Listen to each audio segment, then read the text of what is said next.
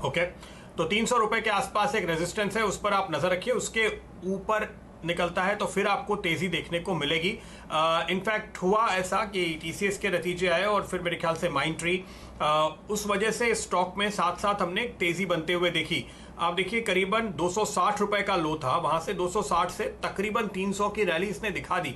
ये हो रहा है जहां जैसे काफी बैंक स्टॉक्स में हमने देखा कि एक कमजोर नतीजे बाजार ने एडवांस में डिस्काउंट कर लिए, इंडसइंड बैंक के लिए या इवन एक्सिस के लिए, और नतीजे इतने बुरे नहीं आ रहे। अगर आप वैसे ही देखें तो इंश्योरेंस कंपनीज में, आईसीआईसीआई प्रू में कमजोर नतीजे डिस्काउंट हो गए थे और फिर तेजी आई। यहां पर उल्टा हुआ है, अच्छे नतीजे थोड़े बाजार ने शायद माने हैं और उसकी वजह से आपको अब यहां पर एक अपमूव मिल चुका है। ये बात आपको ध्यान में रखनी चाहिए। एक अच्छी खबर आ रही है, एडीबी ने भारत के लिए एक बड़े लोन को मंजूरी दी है। कोविड-19 से निपटने में भारत की मदद करता हुआ एडीबी, हम आपको बता दें, एशियन डेवलपमेंट बैंक है। जैसे वर्ल्ड बैंक है वैसे ही एशियन कंट्रीज के लिए एडीबी एक संस्था है जो कि देशों की मदद करती है उन्हें कर्ज देकर। चलिए लौटते हैं इस बीच बाजार की तरफ और आपके सामने कुछ और स्टॉक्स लेकर आते हैं जहां पर आज जाते जाते आप एक हलचल देख रहे हैं अच्छे वॉल्यूम के साथ। और ये देखिए मनप्पुरम फाइनेंस, ये हो चुका है स्टॉक ऑफ द डे, क्योंकि मनप्पुरम में आज सुबह हमने आपको बताया था कि एक महीने से ज्यादा के इंतजार के बाद एक बड़ा ब्रेकआउट आया है। मुझे याद है सुबह जब हम इसकी बात कर रहे थे ये स्टॉक मुश्किल से 4% ऊपर था। इस वक्त ये आपको 13-14% ऊपर ट्रेड करता हुआ नजर आएगा। ये जो आप सुनते हैं हम बार बार ब्रेकआउट ब्रेकआउट ब्रेकआउट कहते रहते हैं, जो रियल टेक्निकल ब्रेकआउट्स आते हैं उसमें इस तरह का मैजिक होता है, जो शैल जी कहते हैं कि स्प्रिंग खुल गई, तो वो जब रिकॉइल होती है, जैसे किसी ने रोक रखा था इसके दाम को 117 118 के ऊपर नहीं जाने देते थे महीने भर से, और अब जब निकला है तो देखिए 130 आज ही आपको होता हुआ नजर आ रहा है। बहुत शानदार मूव, तगड़ा अपमूव मनप्पुरम फाइनेंस में, क्योंकि एनबीएफसीज में तेजी है, गोल्ड पहले से ही तेजी में था, ये पीछे रह गया था, कैचअप कर रहा है साफ तौर पे। मानस, मनप्पुरम फाइनेंस सुबह की पोजीशन को कैसे ट्रेल करेंगे, क्या राय है आपकी? देखिए, अगर सुबह की पोजीशन है तो आपको ट्रेल करने स्टॉप लॉसेस 122 रुपए के आसपास, और मैं उम्मीद करता हूं कि इतने इतने दिनों के कंसोलिडेशन के बाद जब हमें ब्रेकआउट देखने को मिला है तो स्टॉक कम से कम अपना 200 दिनों का मूविंग एवरेज टेस्ट करेगा, जो कि 140 के आसपास है। 10 रुपए का मूव यहां से मिल सकता है। आपको फ्रेश खरीदारी करनी है तो बिल्कुल फ्रेश खरीदारी कर सकते हैं, लेकिन आपको ध्यान रखना है कि 122 के नीचे आपको स्टॉप लॉस रखना है। जी, प्रदीप जी आपका बहुत बहुत शुक्रिया। बहुत शानदार तरीके से आपने बताया कि ब्रेकआउट एक्चुअली क्या होता है, एक बैठा हुआ स्प्रिंग जो बिल्कुल खुले, और साथ ही साथ वॉल्यूम और प्राइस अगर आपका साथ दे तो वो आपको मनप्पुरम फाइनेंस में शानदार तरीके से आता हुआ दिख रहा है।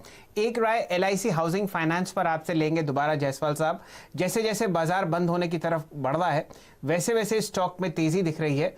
बहुत कम लोगों को याद होगा कि कब पिछली बार 10% एलआईसी हाउसिंग फाइनेंस बढ़ा।